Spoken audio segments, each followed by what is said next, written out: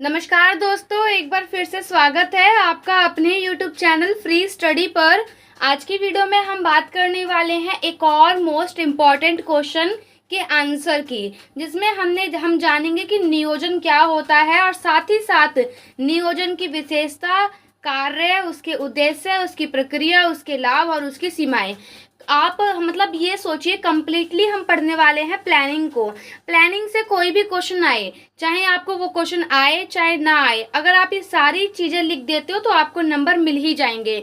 सबसे पहले हम देखेंगे क्या डेफिनेशन है, उसकी क्या विशेषता है, क्या कार्य है, क्या उद्देश्य है और क्या उसकी प्रक्रिया होती है और क्या उससे लाभ होते हैं प्लानिंग से और क्या उसकी सीमाएं होती हैं।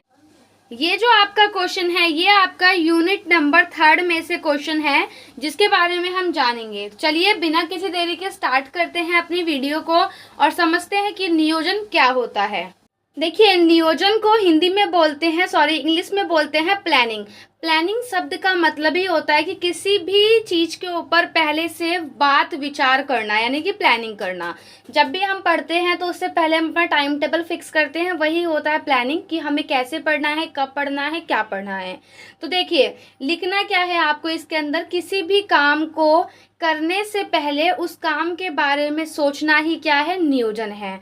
नियोजन जो है वो हर जगह जरूरी है, चाहे वो कोई निजी संस्था हो, यानी कि कोई प्राइवेट कंपनी हो या कोई सरकारी कंपनी हो, दोनों के लिए ही नियोजन जो है वो आवश्यक है या महत्वपूर्ण है। लक्ष्य को प्राप्त करने के लिए नियोजन किया जाता है, क्योंकि जब भी हम प्लानिंग करते हैं तो हमारा मेन मोटिव ही होता है जो हमारा उद्देश्य है वो पूरा हो। जैसे अगर आप पढ़ाई के उससे देखोगे तो आज अभी आप ये वीडियो देख रहे हो, आपका क्या उद्देश्य है वीडियो देखने के पीछे? यही उद्देश्य है कि आपका पेपर अच्छा जाए। तो ये आपकी प्लानिंग है कि आपको ये चीज़ें पढ़नी है, ठीक है। तो इसी टाइप से जब कंपनी को या बिजनेस को लेकर के बात करते हैं तो यही चीज होता है। कंपनी का क्या लक्ष्य होता है? एक कंपनी का उद्देश्य होता है अर्निंग करना या उत्पादन ज्यादा उत्पादन करना, तभी वो क्या करती है, प्लानिंग करती है। तो प्लानिंग क्या है? जब भी हम किसी काम को करने से पहले उस काम के बारे में सोचते हैं, वही कहलाता है हमारा नियोजन। ये दोनों के लिए इम्पोर्टेंट है, चाहे वो सरकारी वो ऑर्गेनाइजेशन हो या प्राइवेट ऑर्गेनाइजेशन हो, यानी कि कोई सरकारी बिजनेस हो या प्राइवेट बिजनेस हो, दोनों के लिए ही नियोजन बहुत ज़रूरी है, क्योंकि प्लानिंग बहुत ज़रूरी है और लक्ष्य को प्राप्त करने के लिए हम नियोजन करते हैं। अब नियोजन का बेसिकली मतलब होता है कि कब करना है, क्या करना है, कैसे करना है, और भी कुछ चीज़ें होती है कि कौन करेगा, इस टाइप से। यही सब चीज़ें कहलाती हैं प्लानिंग, यानी कि नियोजन। नियोजन जो है ना वो एक पुल का काम करती है। नियोजन जो है वो एक पुल का काम करती है, कहाँ है और कहाँ जाना है। यानी कि जो प्लानिंग है वो ऐसा काम करती है कि अभी आप कहाँ हो या अभी आपकी कंपनी कहाँ है, और प्लानिंग करने के बाद जब आप उसमें अमल करते हो उस पर, तो आपको मतलब क्या रिजल्ट मिलता है, तो वही होता है कहाँ जाना। तो यही चीज़ लिखा है कि नियोजन जो है वो एक पुल का कार्य करता है, कि वर्तमान में जो संगठन है, जो ऑफिस है, जो बिजनेस है, वो कहाँ है और भविष्य में कहाँ जाना है। कहाँ का मतलब यहाँ पे वेयर से नहीं है, मीन्स ये नहीं कि कहाँ जा रहे हो। कहाँ का मतलब है कि अभी वो प्रेजेंट में कौन से लेवल पर है, कहाँ पर है। अभी हम लोग भी अपने जो डेली लाइफ में वर्ड यूज़ करते हैं कि तुम अपने आप को देख लो तुम कहाँ पर हो। कहाँ पर हो का मतलब ये नहीं कि तुम किस जगह पर खड़े हो, कहाँ पर हो मीन्स तुम किस लेवल पर हो, कौन से लेवल पर हो। तो वही चीज़ होता है प्लानिंग, ठीक है। तो प्लानिंग क्या करती है? प्लानिंग जो है एक पुल का काम करती है, वर्तमान में कंपनी कहाँ है और उसे भविष्य में कहाँ जाना है, इस दोनों के बीच में पुल का काम करता है नियोजन, इट मीन्स प्लानिंग, ठीक है। सबसे पहले क्या करते हैं, हम लक्ष्य को निर्धारित करते हैं कि हमें ये चीज़ चाहिए और उस लक्ष्य के अनुसार ही हम नियोजन करते हैं। जैसे अभी आप सोच के चलो कि आपको कहीं पे घूमने जाना है। अब आपका लक्ष्य क्या है कि घूमने जाना है, उसके लिए आप प्लानिंग करोगे।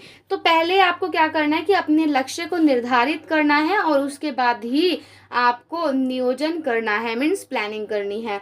कोई भी बच्चा किसी गवर्नमेंट जॉब की तैयारी करता है तो पहले उसका लक्ष्य होता है कि भाई मुझे बैंकिंग लाइन में जाना है, मुझे एसएससी की लाइन में जाना है, मुझे यूपीएससी करना है। तो पहले क्या है, पहले उसने अपने लक्ष्य को निर्धारित किया है और उसके बाद उसने अपने लक्ष्य के अनुसार ही नियोजन किया है। वो नियोजन उसका हो सकता है कि वो कब पढ़ेगा, क्या पढ़ेगा, पढ़ेगा, कैसे पढ़ेगा और उसे कहाँ से कैसे पढ़ना है। तो यही चीज़ होता है नियोजन, इट मीन्स प्लानिंग।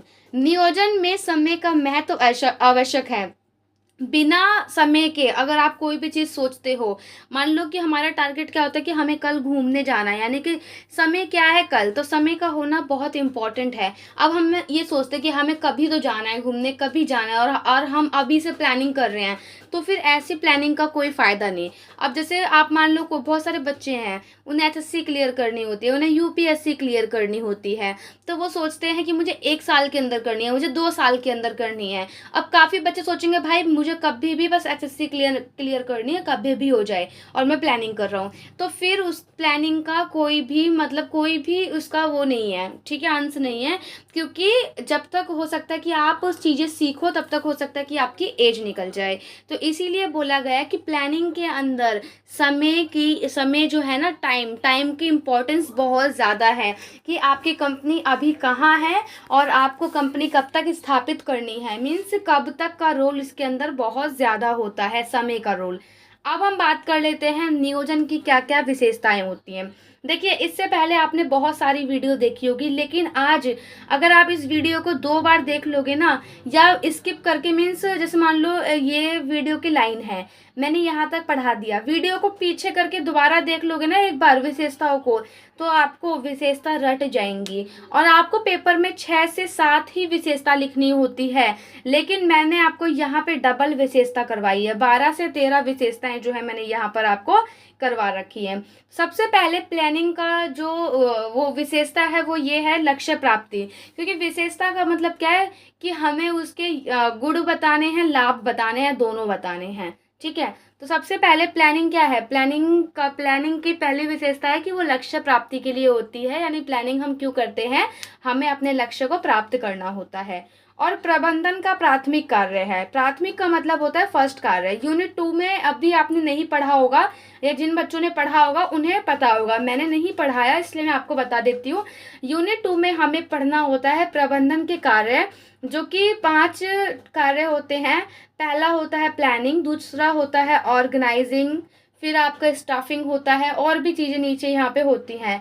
तो पहला, यानी कि ये पहला कार्य है, ठीक है।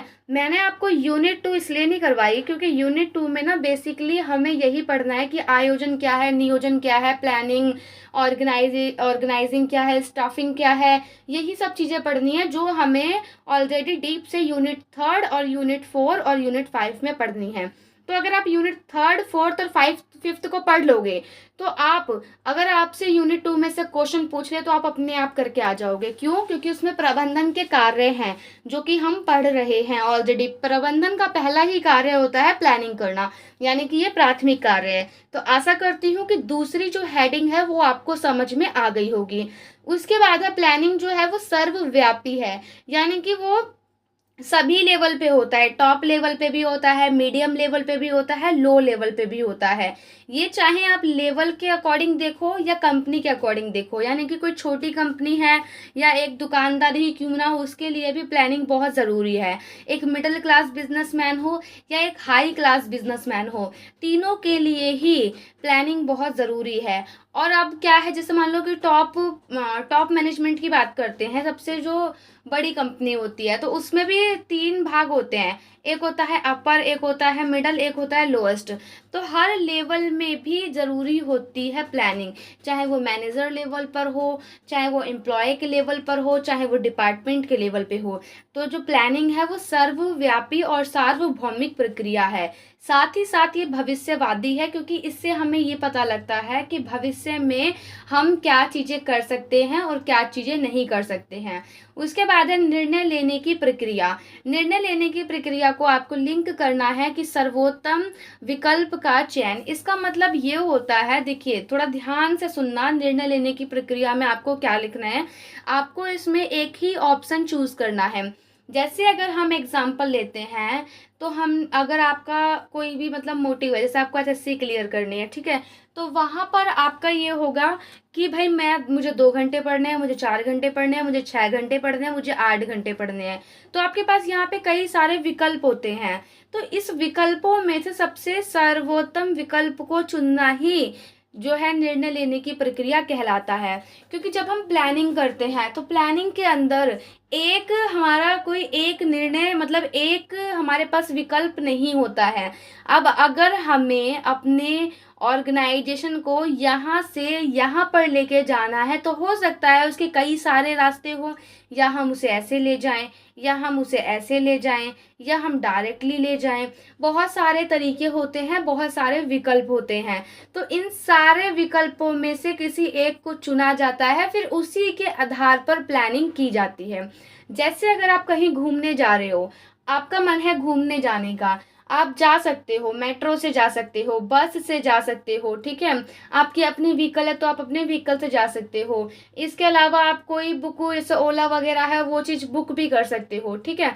अब आप जा रहे हो, ये आपकी प्लानिंग के अंदर क्या है कि आपके बहुत सारे आपके पास ऑप्शन है कि आप इन सब तरीकों से कहीं पे भी घूमने जा सकते हो। लेकिन फिर आपको प्लानिंग के अंदर ही निर्णय लेना पड़ेगा कि आप किस चीज़ से जाओगे। जैसे आपने डिसाइड कर लिया कि आप अपनी व्हीकल से जाओगे, तो आप अपनी व्हीकल से जा रहे हो, इसके आधार पर अब आगे की आप प्लानिंग करोगे। तो इसी टाइप से बताया गया है कि निर्णय लेने की प्रक्रिया भी एक विशेषता है किसकी, प्लानिंग की।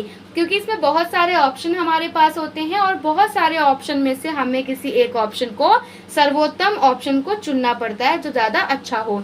उसके बाद ये है एक मानसिक क्रिया है। क्योंकि कोई भी अगर हम प्लानिंग करते हैं तो ऐसे तो कर नहीं लेंगे, अपने दिमाग से ही करेंगे, मानसिक से ही करेंगे। तो इसीलिए कहा गया है यह एक मानसिक प्रक्रिया है। अब ऐसा नहीं है कि प्लानिंग करना हो आप किसी पागल को बोल दो कि भाई तू मेरी कंपनी की प्लानिंग कर दे, नहीं। जिस व्यक्ति को अनुभव होगा, एक्सपीरियंस होगा, या हमें खुद को एक्सपीरियंस होगा, उसी के आधार पर, उसी के बेस पर हम क्या करेंगे, प्लानिंग करेंगे। तो यह एक मानसिक क्रिया है। उसके बाद प्लानिंग से ही हमें क्या है, शीघ्र सफलता मिल सकती है। तो यह एक विशेषता है। प्लानिंग की एक विशेषता यह भी है कि यदि हम प्लानिंग करते हैं, यदि हम नियोजन करते हैं तो उससे हमें जल्दी सफलता मिल सकती है। जैसे आपको कहीं पर घूमने जाना है, आप बस सोच रहे हो, आपने सोचा नहीं, बस आपको ये है कि मुझे घूमने जाना है, आप रोड पे निकल गए, फिर आप डिसाइड कर रहे हो कि भाई मैं किससे जाऊं, तो यानी कि आपकी कोई प्लानिंग ही नहीं है, ठीक है। तो फिर ये क्या है कि अगर आपकी प्लानिंग नहीं है तो फिर आपका वहाँ पर समय बहुत ज़्यादा वेस्ट होता है। बट आपने पहले से ही प्लान कर रखा है कि मुझे बस से जाना है, ट्रेन से जाना है, 8 बजे की बस है, ठीक है, मुझे बस से जाना है, पहले ही आपने क्या कर रखा है, डिसाइड कर रखा है। तो उससे क्या है कि आपको सफलता जल्दी मिलती है, यानी कि आप जल्दी अपने डेस्टिनेशन पे पहुंच पाते हो। तो इसी को आपको लिंक करना है एक बिजनेस से, क्योंकि बिजनेस मैनेजमेंट पढ़ रहे हैं। घूमने का एग्जांपल इसलिए दे रही हूँ ताकि आपके दिमाग में सेट हो जाए कि शीघ्र सफलता मिलना मतलब क्या होता है। क्योंकि प्लानिंग से ही हमें ज़्यादा से ज़्यादा उत्पादन मिल सकता है, क्योंकि प्लानिंग के अंदर ही हम सोचते हैं कि हमें क्या करना है, कैसे करना है, कब करना है, कितने घंटे तक कोई भी काम करना है। उसके बाद है यह है एक मानवीय कार्य है। क्योंकि प्लानिंग जो है ऐसा नहीं है कि भाई कंप्यूटर प्लानिंग कर देगा या हमारा मोबाइल प्लानिंग कर देगा, नहीं। प्लानिंग जो है वो एक मानवीय यानी कि ह्यूमन वर्क है, इंसान के द्वारा ही यह कार्य किया जाता है। तो ये क्या है, एक मानवीय वर्क है, मानवीय कार्य है।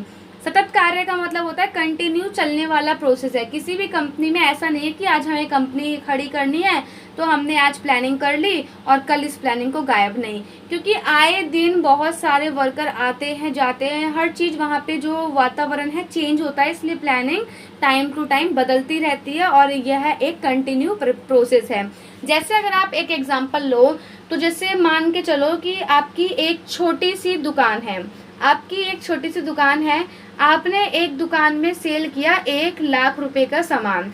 अब आपने महीने के एंड में हिसाब लगाया कि मैंने 1 लाख रुपए का सामान सेल कर दिया। अब आप सेकंड महीने में यही सोचोगे ना कि मैं कैसे 2 लाख या 1.5 लाख सेल कर सकता हूँ। आप ये तो नहीं हो कि 1 लाख से 1 लाख पे ही अटके रहोगे, नहीं। कोई भी जब भी कोई बिजनेसमैन होता है वो फर्स्ट टाइम जो सेल करता है उसकी हमेशा अपेक्षा यही होती है कि दूसरे महीने वो उससे ज़्यादा करे और तीसरे महीने वो उससे ज़्यादा करे। तो यही चीज़ है सतत कार्य। आप जब प्लानिंग करोगे तो सेकंड के अकॉर्डिंग करोगे कि मैंने फर्स्ट में ये किया, फर्स्ट मंथ में तो ऐसा हुआ, इतना मेरा उत्पादन हुआ, अब मुझे सेकंड में ऐसा करना है कि मेरे पास उत्पादन और ज़्यादा हो पहले की अपेक्षा में। तो यह क्या है, एक कंटिन्यू चलने वाला प्रोसेस है। उसके बाद कम खर्च में अधिक परिणाम देखने के लिए मिलते हैं और एक ये सार्वभौमिक प्रक्रिया है। अब मुझे ये बताओ, एक बार आंख बंद करो और याद करने की कोशिश करो, अगर प्लानिंग का लक्ष्य प्लानिंग आ जाए तो प्लानिंग में आपको क्या विशेषता लिखनी है।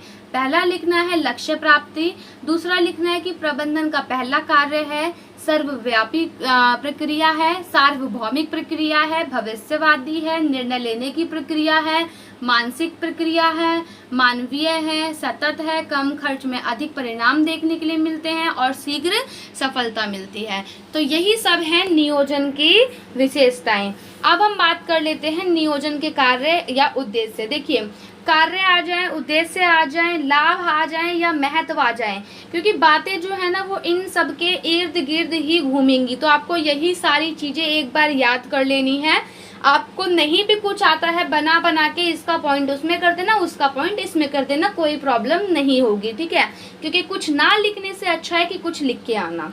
उसके बाद देखो, नियोजन के कार्य और उद्देश्य की बात करें तो आपको लिखना है कि सभी विकल्पों में से सर्वोत्तम विकल्प का चयन। क्योंकि नियोजन का मतलब मैंने आपको बताया, निर्णय लेने की प्रक्रिया हमने विशेषता में पढ़ी है ना। तो इसके अंदर यही है कि जो हमारे पास इतने सारे विकल्प होते हैं, इन सारे विकल्पों में से किसी एक विकल्प को चुनना, उसको आधार बनाना और उसके बाद अपनी प्लानिंग करना। क्योंकि जब भी हम घर बनाते हैं तो उसमें पहले बेस हमारा होता है। तो इसी टाइप से जब भी हम प्लानिंग करते हैं, प्लानिंग करने से पहले हमारे माइंड में बहुत खिचड़ी पकती कि भाई मैं ऐसे कर लूँ, ऐसे कर लूँ, ऐसे कर लूँ, ऐसे कर लूँ, ऐसे कर लूँ, बहुत सब चलती है कि ये मैं कर सकता हूँ। बट लेकिन आपको सभी को लेकर के प्लानिंग नहीं करनी, आपको किसी एक बेस्ट ऑप्शन को चुनना है और उसी के आधार पर अपनी प्लानिंग करनी है। तो पहला कार्य प्लानिंग का क्या होता है कि सबसे बेस्ट विकल्प को आपको चुनना है और उसी के आधार पर प्लानिंग करनी है। दूसरा है कि कार्य करने की दिशा तय करने की, आपको कार्य किस दिशा में करना है, आपका मेन मोटिव क्या है, अपने लक्ष्य को सेट करना है वहां पर। उसके बाद है तीसरा, संसाधनों में समन्वय। उद्देश्य में भी लिख सकते हो, संसाधनों में समन्वय रहता है। अगर नियोजन हम बनाते हैं, नियोजन करते हैं, प्लानिंग करते हैं तो उससे संसाधनों में समन्वय रहता है। काफ़ी सारे बच्चों को बिजनेस के अंदर जो संसाधन होते हैं वो नहीं पता होते। बेसिकली 5 टाइप के होते हैं, लेकिन आप 4 टाइप के याद रखो। भूमि, पूंजी, मानव श्रम। क्या? भूमि, पूंजी, मानव श्रम। फिर से बोलो, भूमि, पूंजी, मानव श्रम। फिर बोलो, भूमि, पूंजी, मानव श्रम। आशा करती हूँ याद हो गया होगा। मतलब आपको अगर कोई भी एक बिजनेस खोलना है तो किस जगह पर खोलना है, उसके लिए कितनी आपको इन्वेस्टमेंट करनी है, कितने आपको वर्कर्स चाहिए और वर्कर की क्या हार्ड वर्किंग होगी, मतलब कितनी वो मेहनत कर सकते हैं। तो यही होती है संसाधनों में समन्वय, भूमि, पूंजी, मानव श्रम, ठीक है। तो आपको यही लिखना है कि नियोजन का जो कार्य होता है वो होता है संसाधनों के बीच में समन्वय को स्थापित करना, ठीक है। या आप लिख सकते हो कि नियोजन का उद्देश्य होता है जो भी एक ऑर्गेनाइजेशन के अंदर संसाधन होते हैं, फिर ब्रैकेट में लिखना भूमि, पूंजी, मानव श्रम, इन सभी के बीच में आपसी टकराव ना हो, इनके बीच में कोऑर्डिनेशन बना रहे। क्योंकि देखो, अगर पूंजी है तो ऐसा तो नहीं कि पूंजी है और तो उत्पादन हो जाएगा, नहीं। पूंजी है तो मानव की आवश्यकता पड़ेगी ही पड़ेगी। अब मानव है तो मानव, ऐसा नहीं कि भाई मानव चला गया मशीन के पास और काम हो रहा है, नहीं। मानव को वहाँ पे अपना श्रम दिखाना पड़ेगा, काम को करना पड़ेगा, हाथ पैर हिलाने पड़ेंगे, सामान उठा के रखना पड़ेगा, राइट। तभी क्या होगा, तभी उत्पादन ज़्यादा से ज़्यादा होगा। और इन सभी के बीच में समन्वय को स्थापित करना ही प्लानिंग का कार्य है, प्लानिंग का उद्देश्य है। और लाभ में लिख सकते हो कि प्लानिंग से हमारा लाभ ये होता है कि सभी संसाधनों के बीच में समन्वय स्थापित होता है, यानी कि रहता है। इस टाइप से वर्ड को थोड़ा सा चेंज करना है, बस वही चीज़ लिखना है। उसके बाद है जिम्मेदारी व कार्य का बंटवारा। क्योंकि इस प्लानिंग के अंदर क्या होता है कि भाई जब भी हम कोई प्लानिंग करते हैं तो प्लानिंग का कार्य या प्लानिंग का उद्देश्य यही होता है कि जिम्मेदारी या कार्य के अकॉर्डिंग बंटवारा, मतलब बंटवारा करना कि क्या किसकी जिम्मेदारी है, क्या किसका कार्य होना चाहिए। उसके बाद है अनुमान लगाना कि अगर मैं ये काम इसको दे दूंगा तो ये कैसे काम को करेगा और ये काम हमें किसको देना चाहिए, एक योग्य पर्सन को देना चाहिए या अनट्रेन व्यक्ति को देना चाहिए, यही चीज़ है, ठीक है। अनुमान लगाने में आपको यही चीज़ें लिखनी है। उसके बाद है भविष्य के लिए मजबूत योजना बनाना। प्लानिंग का कार्य है। क्योंकि प्लानिंग अगर आप कर रहे हो तो क्या मतलब है, प्लानिंग का मतलब यही है ना कि आपके जितने भी ऑब्जेक्टिव हैं, आपके जो उद्देश्य हैं वो पूरे हों। और पूरे हों इसका मतलब क्या है कि भविष्य के लिए मजबूत योजना बनाना ही प्लानिंग का क्या है, कार्य है। उसके बाद है जोखिम का अनुमान लगाना।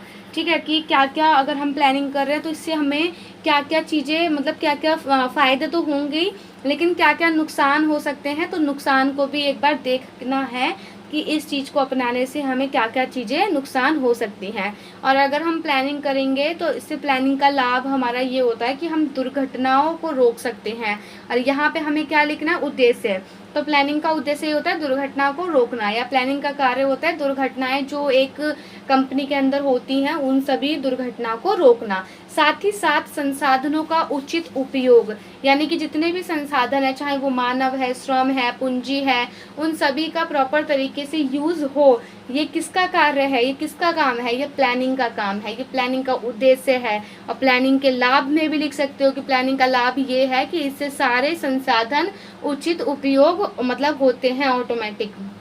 उसके बाद है उत्पादन में वृद्धि। अब प्लानिंग कर रहे हो तो प्लानिंग के लाभ क्या है, प्लानिंग के लाभ यही है कि हमने प्लानिंग कर ली तो इसका मतलब है कि हमारा उत्पादन का लाभ अच्छा होगा। और उद्देश्य पूछ ले तो उद्देश्य में भी आपको यही लिखना है कि उत्पादन का लाभ अच्छा होगा। और कार्य पूछ ले तो कार्य भी आपको यही लिखना है कि उद्देश्य का कार्य होता है उत्पादन, ज़्यादा से ज़्यादा उत्पादन करना, यानी कम से कम संसाधन में ज़्यादा से ज़्यादा उत्पादन करना ही प्लानिंग कहलाता है। ठीक है, अब देखिए प्लानिंग की प्रक्रिया क्या होती है। प्लानिंग की सबसे पहली प्रक्रिया होती है कि अपने लक्ष्य को निर्धारित करना है कि आपका लक्ष्य क्या है। ठीक है, ज़्यादा उत्पादन करना है, या ज़्यादा कस्टमर को लूटना है, या ज़्यादा से ज़्यादा कस्टमर को सेवा देना है, या कस्टमर को सेटिस्फाई करना है, या पैसे कमाना है, या सभी चीज़ है। ठीक है, सबसे पहले अपने लक्ष्य को निर्धारित करना है। उसके बाद अपने विकल्पों की सूची बनानी है कि मैं इसके मतलब प्लानिंग अपने जो गोल्स हैं, गोल्स को अचीव करने के लिए क्या क्या हो सकते हैं, क्या क्या ऑप्शन हो सकते हैं। फिर उन सारे ही ऑप्शन का एक बार मूल्यांकन करना है, जिसे इंग्लिश में कहते हैं इवोल्यूशन करना। उसको दोबारा देखना है, जांचना है, फिर जो सबसे अच्छा लगे उसको चुनना है और उसको लागू कर देना है। लागू करने के बाद उसका जो है अनुवर्तन यानी फॉलोअप लेते रहना है कि जो हमने प्लानिंग बनाई है क्या वो सही से काम कर रही है या नहीं कर रही है। इसमें 6 ही होते हैं तो 6 ही लिख करके आना। ऐसा नहीं है कि कोई बच्चा ऐसे 5 कर दे नियोजन की प्रक्रिया को, नहीं। पहला है अपने लक्ष्य को निर्धारित करना, फिर जो हमारे लक्ष्य हैं लक्ष्यों के अनुसार ही बहुत सारे विकल्पों की सूची बनाना, फिर उन सारे ही विकल्पों का मूल्यांकन करना, फिर उसमें से कोई एक विकल्प चुनना, फिर योजना बनाना, मतलब योजना को लागू करना, जो हमने विकल्प चुना है उसे लागू करना, फिर उसका फॉलोअप लेना। उसके बाद हम बात कर लेते हैं लाभ। देखो लाभ में मैंने नीचे लिख दिया है एंड मैनी मोड्स का मतलब यही है कि जो जो आपको आए उद्देश्य को आप कन्वर्ट करके लिख सकते हो। जैसे कि लाभ की बात करें तो प्लानिंग से हमें जल्दी से सफलता मिलती है, तो ये हमारा लाभ हो गया। समय की बचत होती है और व्यय की बचत होती है। इसको आप 2 भाग में लिख सकते हो, समय की बचत व व्यय की बचत, मतलब इन्वेस्टमेंट इसमें नहीं लगती है। उसके बाद है ऊर्जा की बचत, फिर आप लिख सकते हो कि संसाधनों का उचित उपयोग होता है। उसके बाद आप लिख सकते हो उत्पादन में अधिक वृद्धि, लिख सकते हो लागतों में कमी आती है, संसाधनों में आपस में समन्वय बना रहता है। इसके अलावा देखिए आप क्या लिख सकते हैं, इसका ये तो मैंने आपको बता ही दिया।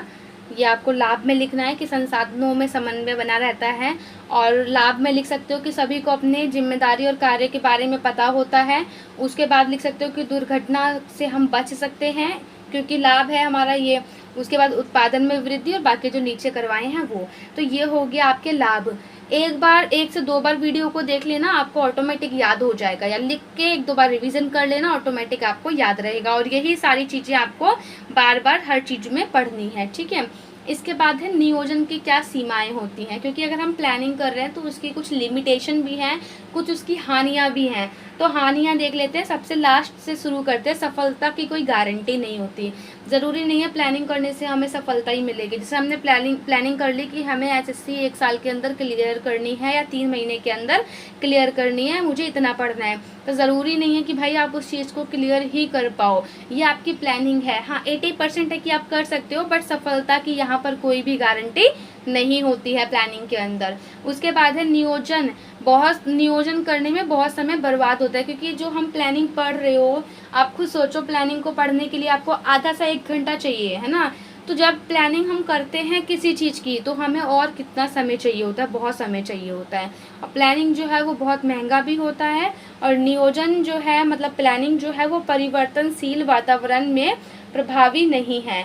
क्योंकि परिवर्तनशील का मतलब ये होता है कि जहाँ पर इन्वायरमेंट बार बार चेंज हो, किसी कंपनी के अंदर अगर बार बार इन्वायरमेंट चेंज हो, मान लो आपने प्लानिंग बना दी है 2 दिन के लिए कि ये, अब वहाँ पे बार बार प्लानिंग चेंज ही हो रही है, मतलब इन्वायरमेंट चेंज ही हो रहा है, तो फिर वहाँ पर प्लानिंग सफल नहीं हो सकती। तो ये सीमाएं हैं।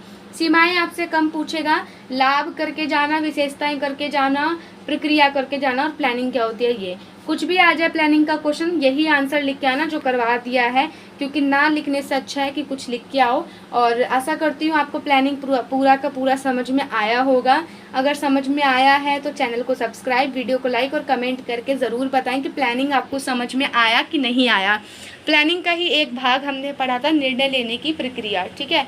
तो नेक्स्ट वीडियो हमारी रहेगी डिसीजन मेकिंग पे, यानी कि निर्णय पे हमारी नेक्स्ट वीडियो रहेगी। मिलते हैं नेक्स्ट वीडियो में, तब तक के लिए जय हिंद, जय भारत।